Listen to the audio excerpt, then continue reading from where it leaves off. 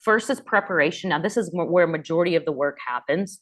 And that's because, like I shared before, really understanding what are your goals. Goals need to be smart. They need to be specific. They need to be measurable, achievable, relevant, and they need to be time bound. Now, here's the thing that a lot of people think about when you work with influencers. A lot of people think that influencers, it's a sexy term, everyone's doing it, but it can be at times a shot in the dark. And that is false. That is not correct. Smart goals are specific, they're measurable, they're achievable, they're relevant, and they're time bound. So it's not a shot in the dark.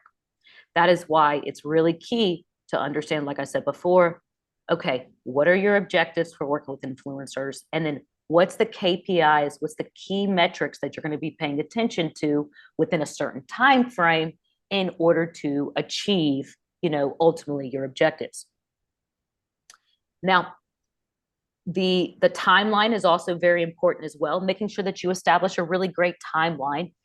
This is what I suggest when you work with influencers, is that you don't want to work with a small group of influencers. Say you don't want to work with 2 to 3 influencers, but you actually want to work with a large pool of influencers, and you want to do A/B testing.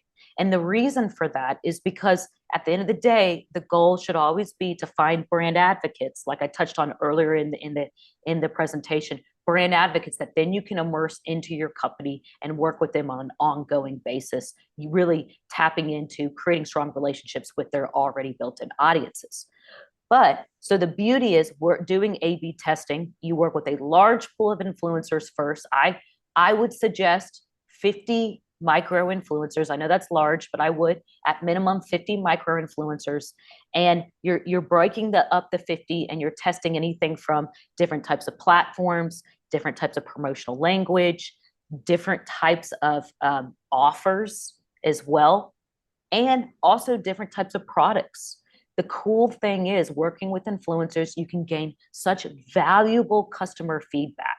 And so that's why I say A/B testing is really important. The reason I bring that up is because with your timeline, then you're going to need to break that up into different phases with A/B testing into those phases. Then it's also important to make sure you have the right type of creative brief and influencer contracts.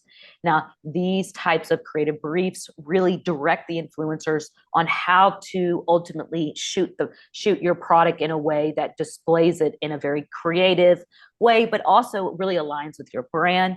That's important. And then lastly, you need to determine, okay, influencer compensation, like we touched on at the beginning of this presentation. How do you pay an influencer? Do you just give them a product? Do you pay them based on performance? Do you pay them a flat fee based on following size, or so forth? The next slide is all about the right influencer partnerships are key. Now, that you'll hear me say that a lot. We here at Twilio Brand Influencers will spend a lot of time.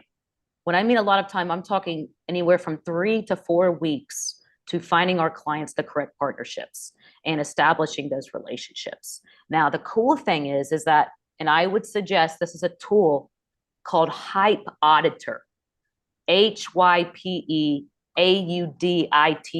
Hype Auditor.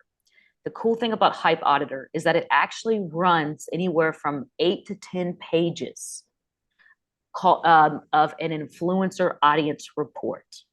Now, this influencer audience report gives you in-depth data on the background of this audience. What percentage of the audience is real? What percentage of the audiences are other influencers? What percentage of the audience are mass following? It also shares what percentage of the audience has these types of interest. It also shares annual household income. What percentage of the audience falls within the different household income tiers and so forth. The reason that's so important is that if your product is a little bit of a higher price point, well, you want to make sure that you're partnering with an influencer where a majority of their audience is within a higher income level and so forth. So the audience report, it also shares as well what type of engagement the influencer has. Is it quality engagement, quality conversations, where the audience really is truly immersed into wanting to understand more about the types of posts that the influencer puts out. Now, the next is how do we find the correct influencer partnerships is the platform. We've got two ways that Twilio finds the right types of influencer partnerships. The first is through their own database that we've worked with for the past 7 years. The next is actually through a platform, and Upfluence is a really great one, a great tool for brands. By the way, I can send you guys this in an email and a link if you are interested in looking more into Upfluence. But based on the cool thing is based on your brand's top keyword searches, based on your customers' audience demographics, like their age, their gender, so forth. You put this into a